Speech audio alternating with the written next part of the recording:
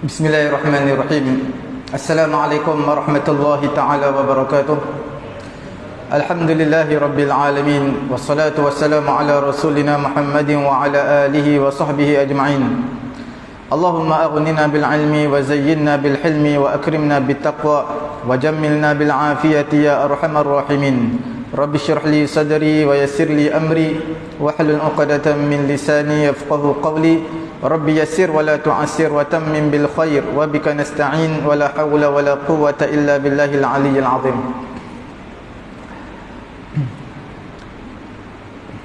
Yang saya hormati Tuan Imam, Tuan Bilal dan juga barisan AJK Masjid Al-Akram, dan yang saya kasihi tuan-tuan, puan-puan, muslimin, muslimat rahimahumullahu ta'ala.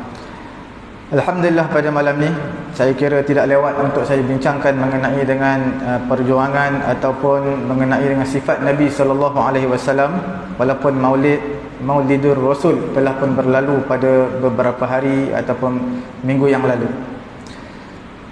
Alhamdulillah, tuan-tuan, puan-puan dirahmati Allah Subhanahu wa taala, isteri Nabi SAW kesemuanya ada 11 orang.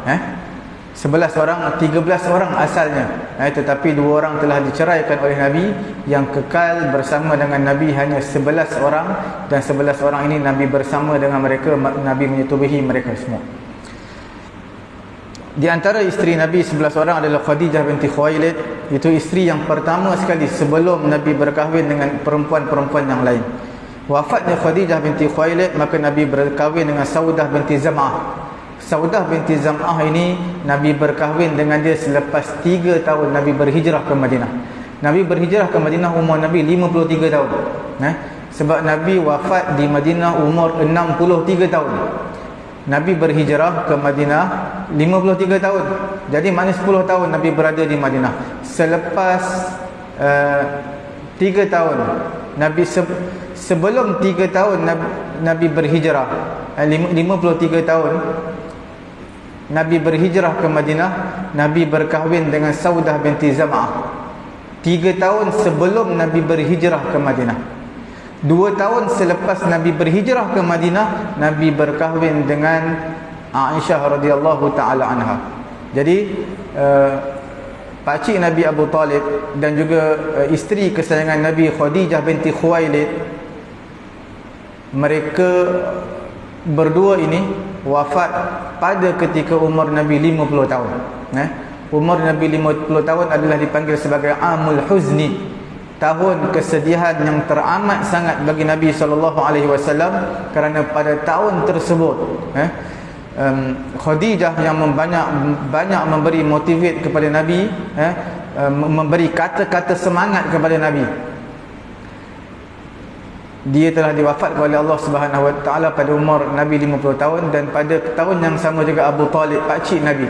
Pakcik Nabi ni ada nama di sisi orang-orang Quraisy. Kerana orang-orang Quraisy ini tidak berani menyentuh ataupun mengapa-apakan Nabi kerana adanya Abu Talib. Kerana Abu Talib antara insan yang disegani di sisi orang-orang Quraisy.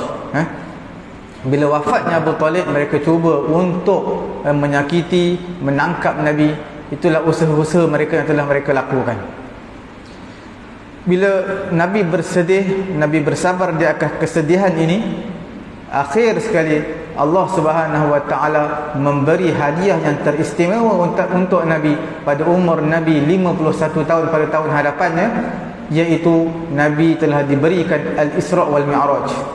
Isra' wal Mi'raj ini satu perkara yang istimewa, sebab Nabi telah melintasi satu kawasan yang malaikat tak boleh sampai kawasan tersebut, iaitu dipanggil Sidratul Muntaha.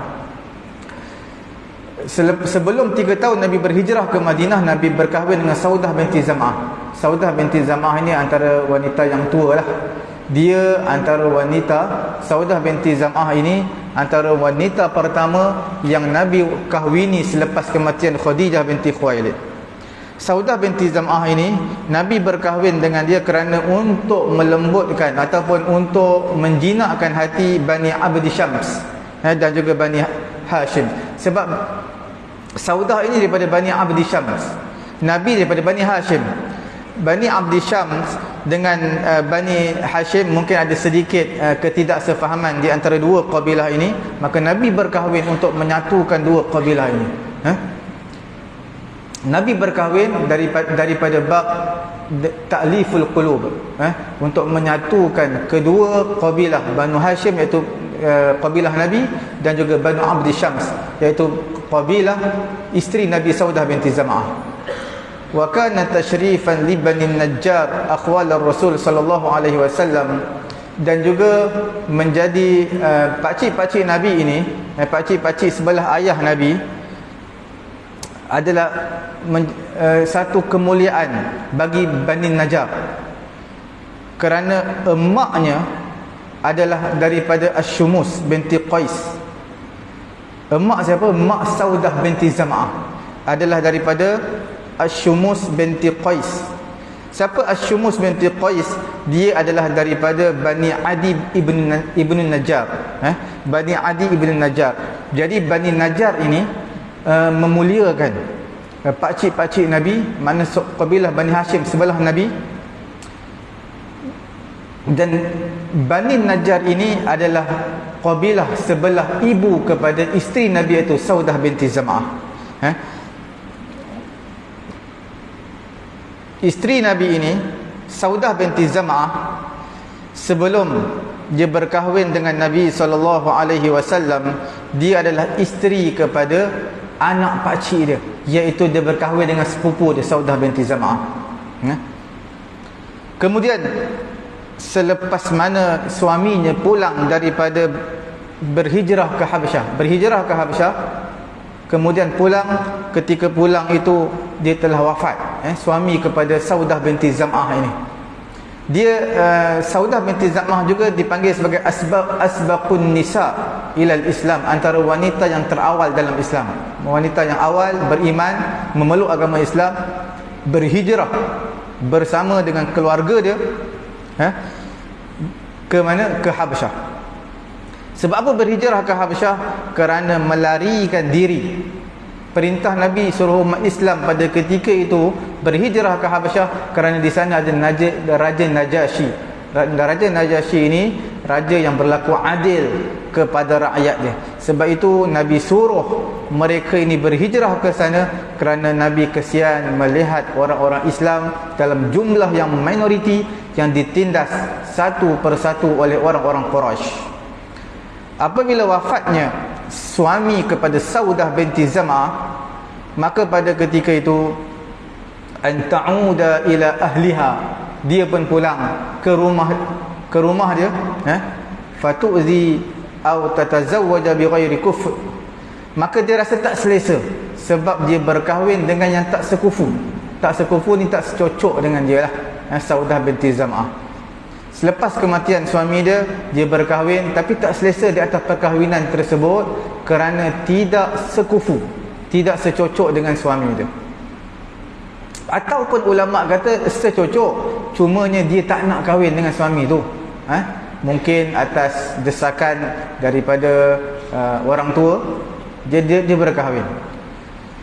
Maka Nabi SAW telah mengambil dia, himayatan laha, berkahwin dengan dia adalah untuk menjaga dia, untuk menjaga Saudah binti Zam'ah, wa ta'lifan li'a'da'ihi min ahliha, dan juga untuk menjinakkan li'a'da'ihi, musuh-musuh Nabi di kalangan keluarga Saudah binti Zam'ah. Di antara kabilah Saudah binti Zam'ah ada yang menjadi musuh kepada Nabi. Jadi Nabi nak menjinakkan hati mereka, sekaligus Nabi menjaga hak Saudah binti Zam'ah. Nabi SAW berkahwin dengan Saudah binti Zam'ah, bukan seorang wanita dara, tetapi wanita janda yang telah berumur. Itulah Nabi berkahwin bukan semata-mata kerana nafsu, tetapi ada maqasid, umur Saudah binti Zam'ah. Umur Saudah binti Zam'ah ni saya tak apa nak ingat, tapi saya dalam 40 ke 50 lebih lah. Saudah binti Zam'ah. Saya ada simpan berapa umur isteri Nabi ketika berkahwin dengan Nabi, tapi set tersebut saya tidak bawa pada malam ni. Okey. Kemudian isteri yang kedua Nabi, iaitu selepas mana 3 tahun sebelum Nabi berhijrah ke Mekah, Nabi berkahwin dengan Saudah binti Zam'ah. 2 tahun selepas Nabi berhijrah ke Madinah, iaitu umur Nabi 55 tahun, Nabi berkahwin dengan Aisyah radhiyallahu taala anha, Aisyah binti Abi Bakar. Kemudian selepas daripada itu Nabi berkahwin dengan Hafsah radhiyallahu taala anha, Hafsah binti Umar. Nabi SAW kalau kita lihat, dia nak memuliakan Abu Bakar ini, nak menjadikan Abu Bakar antara orang yang paling dekat dengan dia. Dia ada hubungan kekerabatan dengan dia. Jadi pada masa itu dia berkahwin dengan anak kepada sahabat baiknya sendiri, iaitu Aisyah radhiyallahu taala anha. Sebelum dia berkahwin, sebenarnya dia adalah antara orang yang rapat dengan Abu Bakar, kerana dia berhijrah ke Madinah dengan Abu Bakar. Dia berkahwin dengan Aisyah, anak kepada Abu Bakar, adalah selepas 3 tahun berhijrah. Tujuan perkahwinan ini untuk meninggikan martabat Abu Bakar, dan juga untuk menambahkan keakraban Nabi bersama dengan Abu Bakar radhiyallahu taala anhu. Kemudian Nabi berkahwin dengan Umar. Umar pun adalah sahabat Nabi yang rapat dengan Nabi. Nabi berkahwin dengan Hafsah radhiyallahu taala anha, sekaligus ikatan antara Nabi dan juga ayah mertuanya, iaitu Sayyidina Umar, akan menjadi lebih kuat. Seperti mana yang dilakukan oleh Nabi ketika mana berkahwin dengan Aisyah radhiyallahu taala anha. Kemudian kita lihat Nabi SAW, di antara wanita-wanita yang Nabi kahwini ini, ada wanita berbangsa Arab. Berbangsa Arab ada 10 orang bangsa Arab. Tetapi yang Arab Quraisy adalah 6 orang. Tuan-tuan, bila sebut tentang Arab Quraisy ini, apa yang tuan-tuan perlu tahu? Arab Quraisy adalah satu bangsa yang mulia. Satu kita panggil macam kasta yang tinggi lah. Sebab Nabi SAW adalah daripada keturunan kabilah Kinanah.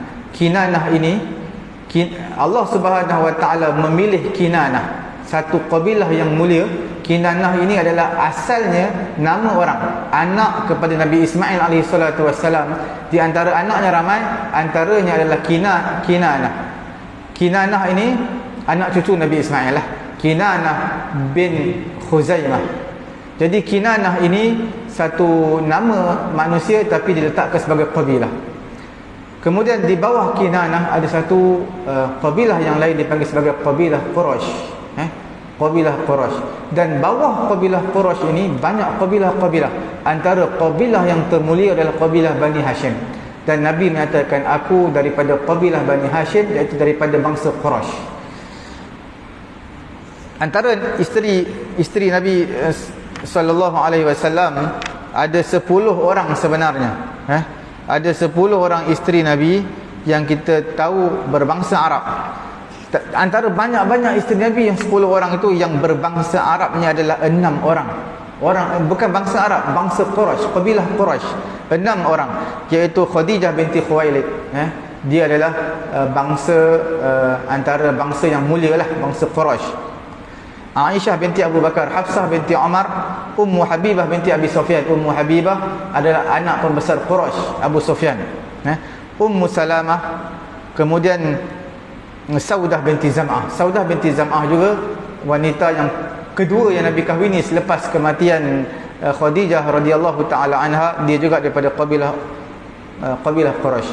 Ada 4 wanita yang Nabi kahwini di kalangan bangsa Arab, tetapi bukan di kalangan orang Quraisy, iaitu Sayyidah Zainab binti Jahash, dan juga Maimunah binti Al-Harith, Juwairiyah binti Al-Harith, dan Zainab binti Khuzaimah. Zainab ini, untuk pengetahuan tuan-tuan dan juga puan-puan yang dirahmati Allah Subhanahu Wa Taala, isteri Nabi ada 2 orang nama Zainab.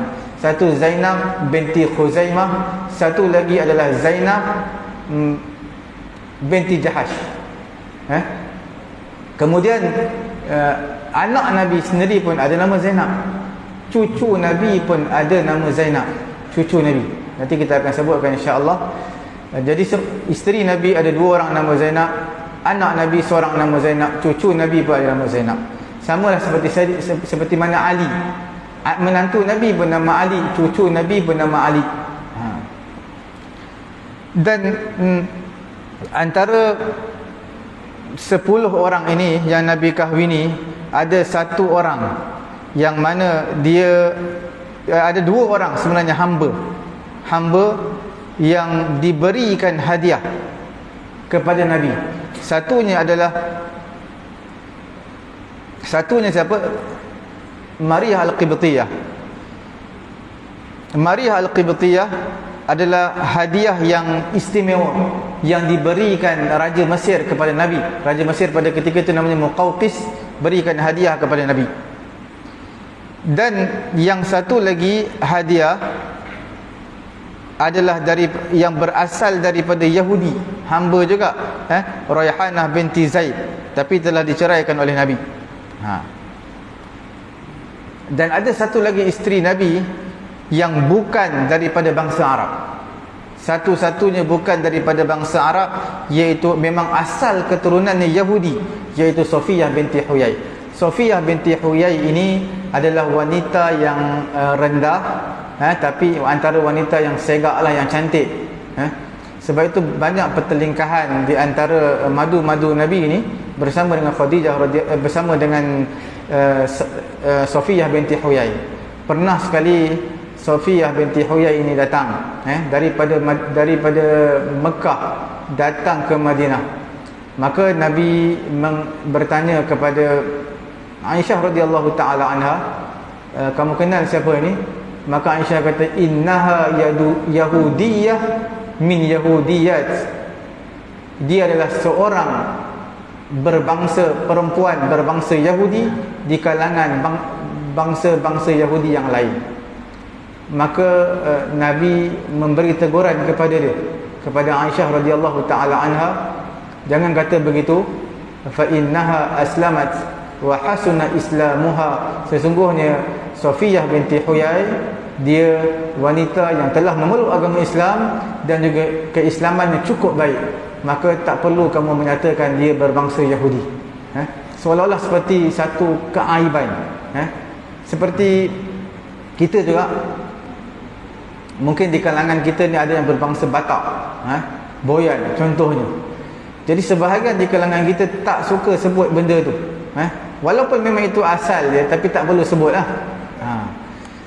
Sebab kalau bangsa Batak ni di Indonesia kebanyakan ni bukan Islam, walaupun dia seorang Islam, jadi dia tak suka disebut perkataan tersebut. Sama juga bila sebut Arab dengan bangsa Yahudi, tak berapa sedap didengari bila sebut wanita yang Nabi kahwini ini daripada bangsa Yahudi. Walaupun itulah hakikatnya, tapi tak perlu disebutkan. Itulah cara Nabi menegur isteri Nabi dengan penuh hikmah, dengan penuh lemah lembut, supaya jangan disebutkan perkataan seperti itu. Pernah sekali Aisyah radhiyallahu taala anha menyatakan kepada Nabi, iaitu Sofiyah binti Huyai seperti ini, iaitu dia menyatakan Sofiyah binti Huyai ni pendek. Maka Nabi kata apa? Lau muzijat bima'il bahr lamazajat. Kalaulah kalimah yang kamu kata ni kepada Sofiyah ni, kamu katakan Sofiyah ini seorang yang pendek, kalau perkataan tersebut dicampakkan dalam lautan boleh berubah disebabkan perkataan kamu, iaitu sungguh berbisa perkataan. Walaupun itulah hakikatnya Sofiyah seorang yang pendek, tapi tak boleh sebut, sebab dia adalah menyentuh kepribadian seseorang. Kita tak boleh sebut, melainkan dalam beberapa situasi yang dibenarkan untuk sebut. Contohnya, seseorang datang satu kampung, mungkin ada 10 Sofiyah kat kampung tu, tak tahu Sofiyah yang mana. Maka kita kata Sofiyah yang pendek, antara yang paling pendek. Maka walaupun dia dianggap sebagai mengumpat aib, tapi untuk memberi pengenalan itu tidak dipanggil sebagai aib, tidak dipanggil sebagai mengumpat. Ataupun Sofiyah di kampung tersebut ada 10, sampai kampung Sofiyah yang mana satu, kita kata Sofiyah yang mata juling, baru orang kenal. Tapi kalau Sofiah di kampung tu ada satu, dia tak perlulah sebut Sofiah mata juling, sebab dia satu je kat kampung tu. Melainkan banyak, maka bolehlah disebut sebagai satu pengenalan, supaya tidak keliru. Tapi tak perlu sebut sampai 2-3 keaiban yang ada dalam diri dia. Kalau dia seorang tempang, dia seorang yang juling, dia seorang yang cacat, tak perlulah sebut yang cacat tu ke, yang tempang tu ke, yang mata juling tu ke, tak perlu sebut semua. Memadai dengan satu saja contohnya. Tuan-tuan dan puan dirahmati Allah Subhanahu wa taala,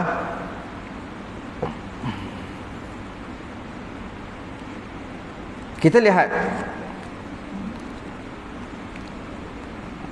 Safiyah binti Huyai, Nabi berkahwin dengan dia adalah i'zazan min zul. Satu memuliakan Safiyah binti Huyai, supaya dia tidak terjerumus dalam lembah kehinaan.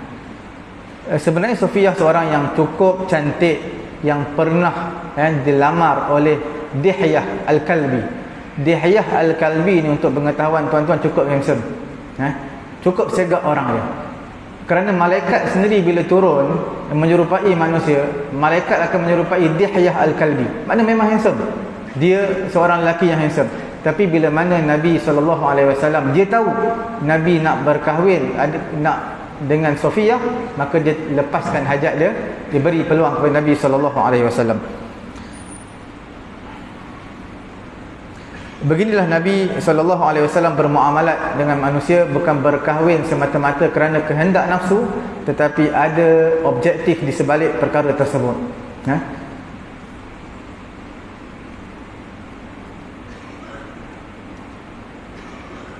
Seolah-olah Nabi SAW, yang mana Safiyah binti Huyai ini telah remuk hati dia, berasa sangat hina di atas ketiadaan pakcik dia, kaum kerabat dia yang terdekat dengan dia, kerana tewas dalam peperangan Bani Quraidah ni, bersama dengan orang-orang Islam. Pakcik dia mati, adik-beradik dia mati, kaum kerabat dia mati, tetapi dia tetap memilih Nabi SAW untuk bersama dengan Nabi, yu'tiqaha wa yatazawwaja biha. Nabi SAW mengambil Safiyah binti Huyai ini sebagai seorang hamba, sebab dia tawanan perang.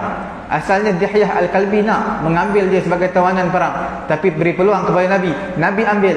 Kemudian Nabi merdekakan Safiyah binti Huyai, kemudian Nabi berkahwin dengan Safiyah binti Huyai, kemudian Nabi memberi pilihan kepada Safiyah binti Huyai untuk berkahwin dengan dia ataupun tidak. Maka bila Safiyah binti Huyai bersetuju untuk berkahwin dengan Nabi, maka Nabi berkahwin dengan Safiyah binti Huyai. Inilah kita lihat bagaimana satu permisalan yang cukup tinggi, satu nilai kemanusiaan yang cukup tinggi yang ada pada Nabi SAW untuk menjaga perasaan manusia.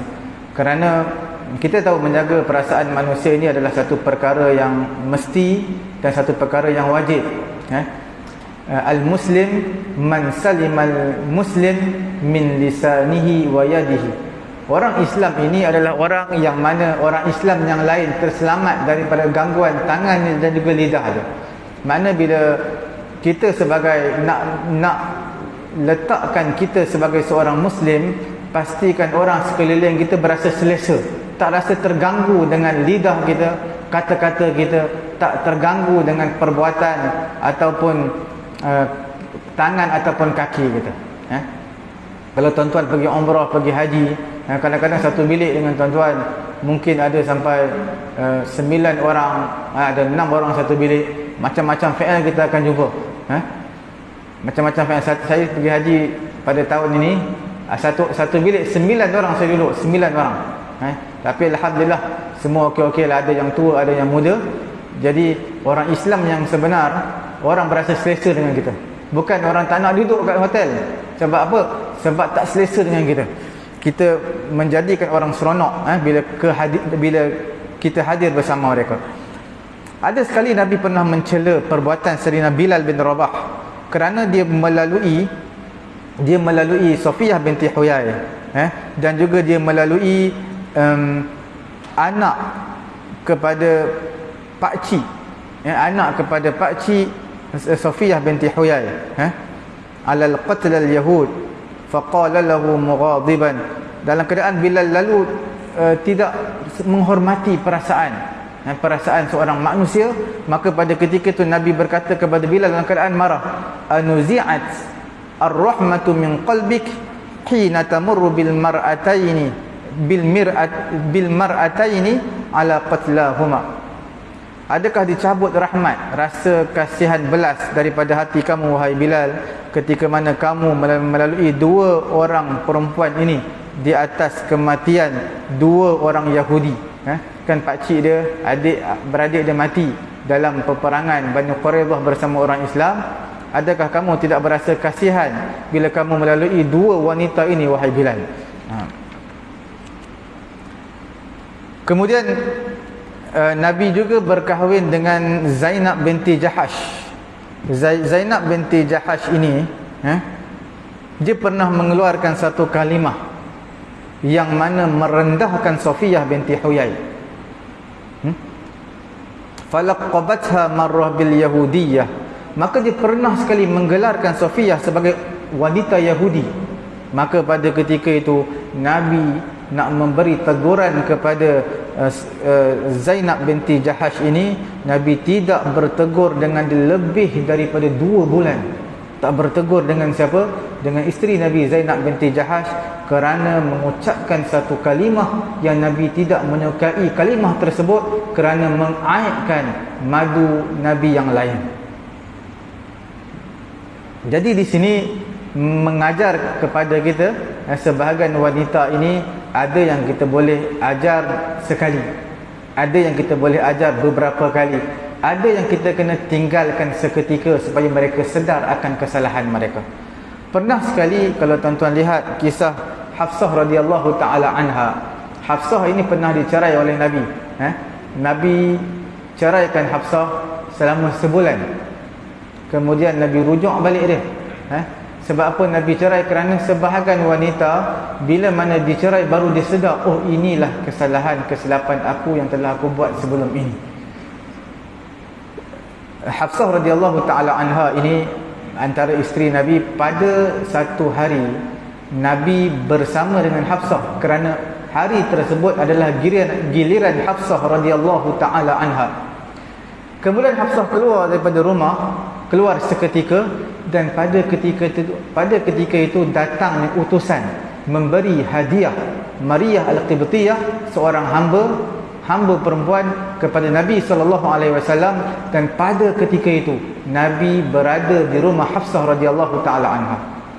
Bila mana Hafsah balik, Hafsah terkejut. Ada wanita lain bersama dalam rumah dia pada hari giliran dia. Jadi pada ketika itu Hafsah tak sedap hati, dan Nabi sendiri pun tak sedap hati. Nabi kata, Nabi pun menyatakan, aku haramkan perempuan ini untuk diri aku, makna aku tak nak bersama dengan dia. Maka Allah Ta'ala beri teguran, ya ayyuhan nabi lima tuharrimu ma ahallallahu laka tabtaghi mardata azwajik. Wahai Nabi, kerana apa? Lima tuharrimu ma ahallallahu laka tabtaghi mardata azwajik. Kerana apa kamu mengharamkan satu perkara yang Allah Ta'ala halalkan kepada kamu semata-mata untuk menyukakan isteri kamu. Jadi Nabi pesan kepada Hafsah radhiyallahu ta'ala anha supaya disimpankan perkara ini, dirahsiakan perkara ini, tak perlu disebarkan kepada madu-madu yang lain. Tetapi Hafsah radhiyallahu ta'ala anha cuba menularkan cerita ini, sehingga Nabi menceraikannya selama sebulan. Kemudian Nabi rujuk balik, sebab Hafsah radhiyallahu taala anha dipanggil sawwamah wa qawwamah, seorang wanita yang cukup kuat berpuasa sunat, cukup kuat beribadat kepada Allah Subhanahu wa taala. Kerana itu dia wanita yang solehah. Cuma kadang-kadang bila sebut tentang manusia, lebih-lebih lagi wanita, ketelanjuran dari segi perkataan, ketelanjuran dari segi perbuatan, itu perkara biasa. Maka Nabi SAW rujuk kembali. Sebab itu kalau kita lihat dalam Islam dia memberi beberapa kelonggaran kepada manusia. Bila tak setuju dengan isteri, bergaduh berkali-kali, maka ceraikan. Ada tahap dia. Ada cerai talak 1, talak 2, talak 3. Cuma tuan-tuan yang dirahmati Allah Subhanahu Wa Taala, talak ini adalah kuasa yang ada pada suami. Kalaulah andai kata talak ini diberikan kuasa kepada isteri, tidak tahu, mungkin dalam sebulan 10 kali isteri akan ceraikan kita. Sebab isteri dia tak boleh simpan. Dia tak boleh simpan. Dia marah minta cerai. Dia marah dia akan minta cerai. Kalaulah kuasa cerai diberikan kepada isteri, mungkin dalam 1 tahun tuan-tuan tak boleh terhitung berapa banyak dia ceraikan kita. Jadi kuasa cerai ini hanya diberikan kepada suami. Hanya diberikan kepada suami, tapi bukanlah bermaksud kalau suami boleh buat zalim kepada isteri. Bukan bermaksud suami boleh mengkhianati isteri. Sebab kalau tuan-tuan lihat dalam akad nikah ni, dia ada dipanggil lafaz ta'liq selepas daripada akad nikah. Dan lafaz ta'liq ni sebenarnya satu kewajipan, bukan sekadar di wilayah persekutuan.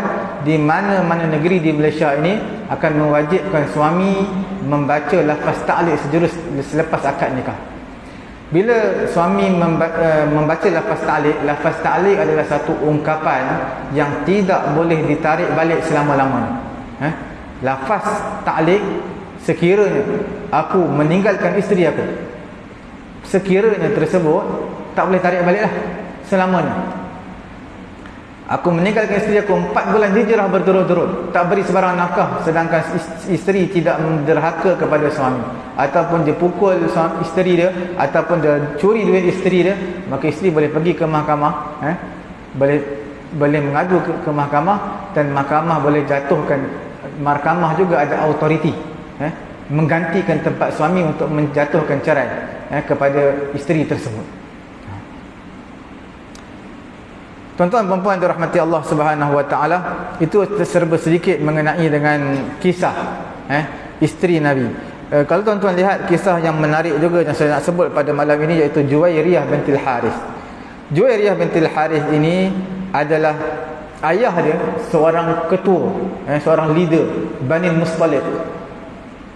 Malangnya kekalahan yang dikenakan kepada Bani Mustaliq ini ketika bertempur dengan orang-orang Islam, satu kekalahan yang cukup memalukan, kekalahan yang sangat teruk. Maka Nabi SAW nak menyamaratakan Bani Mustaliq ini dengan bangsa yang lain, tak nak memalukan mereka ini.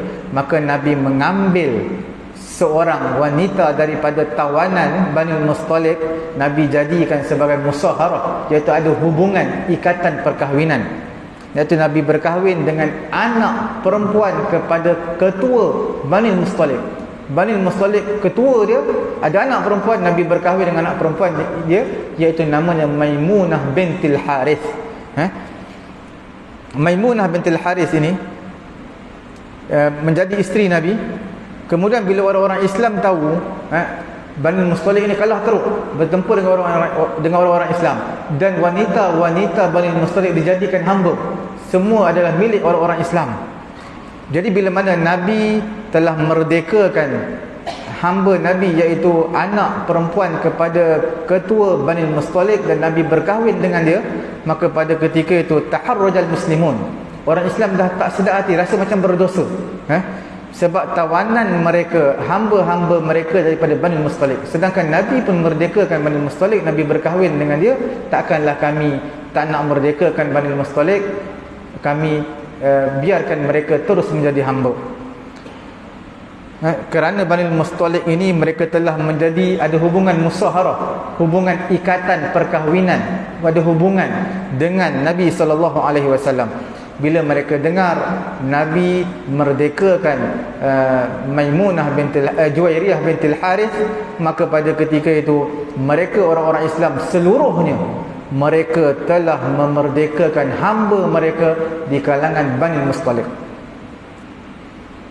Wa bidzalika adat lil qaum hurriyatuhum wa irtafa'at ma'nawiyatuhum. Dan selepas daripada itu Bani Mustaliq daripada di bawah kepompongan perhambaan menjadi semuanya orang yang merdeka, bukan lagi hamba. Mereka semua masuk Islam dan keislaman mereka Islam yang cukup baik. Bila mereka semua dimerdekakan, kemudian mereka masuk Islam, kemudian Nabi SAW beritahu kepada Juwairiyah bintil Harith. Nabi kata apa? Khayyaraha abuha bainal audah ilaih awil baqa' fi haramir rasul. Maka pada ketika itu ayah dia datang. Ayah dia ni adalah pemimpin Bani Mustalik. Ayah datang, wahai anak perempuanku, kamu nak balik rumah bersama dengan aku ataupun kamu nak bersama dengan Nabi SAW. Jadi Juwairiyah bintul Harith memilih untuk kekal bersama dengan Nabi SAW. Wa aslama ba'daha ar-rajul wa hasuna islamuhu. Maka ayahnya Al-Harith, ayahnya Al-Harith juga memeluk agama Islam selepas daripada itu. Selepas daripada itu, bila anak perempuan dia nak bersama dengan Nabi, dia selepas daripada itu dia juga masuk Islam, dan Islamnya juga cukup baik. Bukan hanya nama Islam tapi beramal dengan Islam. Kemudian antara isteri Nabi yang lain iaitu dipanggil sebagai Ummu Habibah. Ummu Habibah dan juga Juwairiyah bintil Harith ini antara wanita-wanita yang akhir lah, yang akhir. Maksud saya yang akhir ni antara wanita-wanita yang akhir. Mungkin wanita yang ke-10, wanita yang ke-11 yang terakhir. Ummu Habibah radhiyallahu taala anha hajarat ma'a zawjiha ila al-Habasyah. Ummu Habibah ni berhijrah bersama dengan suami dia. Berhijrah ke Habsyah. Tapi malangnya suami dia murtad. Jadi bila suami dia murtad, dalam hati Ummu Habibah ini, dia taat kepada suami dia, tapi dia tidak mahu keluar daripada agama Islam. Wa kharajat ma'ahu 'alal Islam. Dia keluar bersama dengan suami dia, keluar berhijrah ke Habsyah dalam keadaan Islam. Tapi suami dia murtad lepas tu. Tetapi dia taat kepada suami dia, tapi dia tak sanggup untuk meninggalkan agama Islam. Walakinnaha dhallat mustamsikah bidiniha. Tetapi dia tetap berpegang teguh dengan agama Islam. Wa ma'aha abna'uha, bersama dengan dia ada anak-anak dia. Anak-anak dia fi hajatin ila nafqah wa ta'am wal inayah. Dan anak-anak ni tuan-tuan tahulah perlu kepada penjagaan, perlu kepada nafkah, perlu kepada tarbiyah, perlu kepada makanan. Nabi berkahwin dengan dia, dan Nabi yang menguruskan semua anak-anak dia. Ini semua Nabi berkahwin dengan Ummu Habibah bukanlah sekadar untuk memenuhi nafsu semata-mata, tapi untuk li raf'i ruh al-ma'nawiyah, untuk memberi satu semangat, untuk meniup satu semangat dalam hati Ummu Habibah radhiyallahu taala anha. Kemudian kita lihat lagi antara isteri Nabi yang Nabi kahwini adalah Ummu Salamah. Ummu Salamah radhiyallahu taala anha. Ummu Salamah ini isteri suami dia nama Abu Salamah. Abu Salamah adalah anak adik-beradik sesuai dengan Nabi. Adik-beradik sesuai dengan Nabi. Dia antara orang yang terawal lah berhijrah bersama dengan suami dia. Abu Salamah ini berhijrah ke Habsyah. Kemudian bila suami dia mati syahid, kita beri laluan azan dah.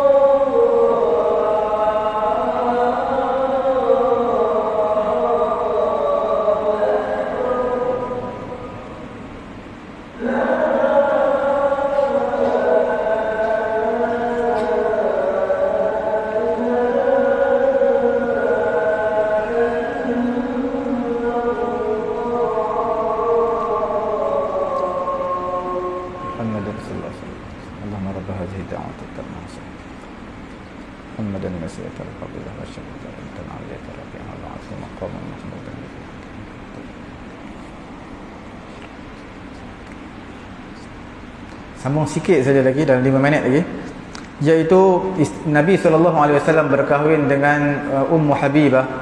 Ummu Habibah ini di kalangan bangsa Quraisy, di kalangan bangsa Quraisy, dan juga dia adalah salah seorang daripada anak perempuan pembesar Quraisy, Ummu Habibah. Jadi Ummu Habibah ini bila berkahwin dengan Nabi berkahwin dengan dia menjadi buah mulut, buah mulut di kalangan orang-orang Quraisy, cerita tentang dia. Kemudian Nabi SAW berkahwin dengan Ummu Habibah adalah untuk menghentikan percakapan buruk, bualan buruk orang-orang Quraisy tentang orang-orang Islam ataupun tentang Ummu Habibah. Jadi bila Nabi berkahwin dengan Ummu Habibah, sekaligus sebenarnya Nabi telah memotong percakapan buruk orang-orang Quraisy terhadap orang-orang Islam. Itu cara Nabi nak merapatkan jurang antara orang Quraisy dan juga orang-orang Islam, orang kafir Quraisy juga orang-orang Islam. Ummu Salamah antara isteri Nabi juga, tapi dia banyak meninggalkan beberapa orang anak selepas kematian suaminya Abu Salamah. Kemudian Nabi mengajar dia doa, Allahumma ajurni fi musibati wa khuluf li khairan minha. Wahai Allah, berilah ganjaran di atas musibah ini, gantikan dengan perkara lebih baik, dengan suami lebih baik. Maka Ummu Salamah bertanya kepada Nabi, adakah suami yang lebih baik berbanding suami aku ini? Kerana dia antara orang yang pertama, rombongan pertama berhijrah ke Habsyah, dan dia juga antara orang yang rombongan yang awal berhijrah ke Madinah. Apa jawapan Nabi? Kemudian Nabi last sekali, Nabi SAW yang berkahwin dengan dia, sebab Nabi lebih mulia daripada Abu Salamah, sebab Nabi seorang Nabi. Berhijrah ke Habsyah ini, Nabi perintahkan rombongan pertama berhijrah ke Habsyah adalah selepas 5 tahun Nabi diutuskan menjadi Nabi, iaitu umur Nabi 45 tahun. 45 tahun Nabi tengok kesian orang-orang Islam, kena tindas, kena seksa, kena pukul, kena macam-macam. Nabi kata berhijrahlah ke Habsyah, di sana ada raja yang adil, Raja Najasyi. Tahun yang kedua, 40 tahun yang kedua ketika umur Nabi 46 tahun. Tahun yang ke-6 Nabi menjadi Nabi. Selepas kebangkitan Nabi menjadi Nabi 46 tahun umur Nabi. Maka Nabi kerahkan rombongan kedua untuk berhijrah ke Habsyah. Inilah kita lihat bagaimana pengorbanan Nabi, dan juga kita bacakan serba sedikit mengenai dengan satu persatu perjalanan Nabi bersama dengan isteri-isteri dia. Dan kita lihat juga sebenarnya pernah sekali Aisyah ini berlaku pertelingkahan dengan Nabi SAW. Maka Abu Bakar hadir. Abu Bakar hadir, ingatkah Abu Bakar nak marah Nabi? Jauh sekali Abu Bakar nak marah Nabi. Walaupun Aisyah tu anak perempuan dia, dia marah anak perempuan dia, kerana anak perempuan dia bagi tahu kepada Nabi, la taqul illa la taqul illa bil haqq, jangan kamu cakap melainkan kebenaran. Takkan Nabi nak cakap tipu? Abu Bakar marah kepada anak dia, dan dia telah menempelak hidung anak perempuan dia, Aisyah radhiyallahu taala anha. Kemudian Nabi suruh Abu Bakar pulang, kerana kehadiran Abu Bakar untuk datang ke sini adalah untuk menyelesaikan masalah Nabi dengan Aisyah, bukan untuk mengeruhkan keadaan dia dengan anak perempuan dia. Itulah perjalanan bagaimana penyelesaian yang Nabi lakukan dalam rumah tangga Nabi, dalam sebagai contoh kepada kita, dan juga sebagai satu tauladan kepada kita, insya-Allah. Cukup sekadar ini dulu pertemuan kita pada malam ni. Semoga Allah Ta'ala memberi kefahaman kepada saya dan juga tuan-tuan. Kita tutup majlis kita dengan tasbih kafarah dan juga suratul Asr. Subhanallahumma wa bihamdihi, subhanakallahumma wa bihamdika, asyhadu an la ilaha illa anta, astaghfiruka.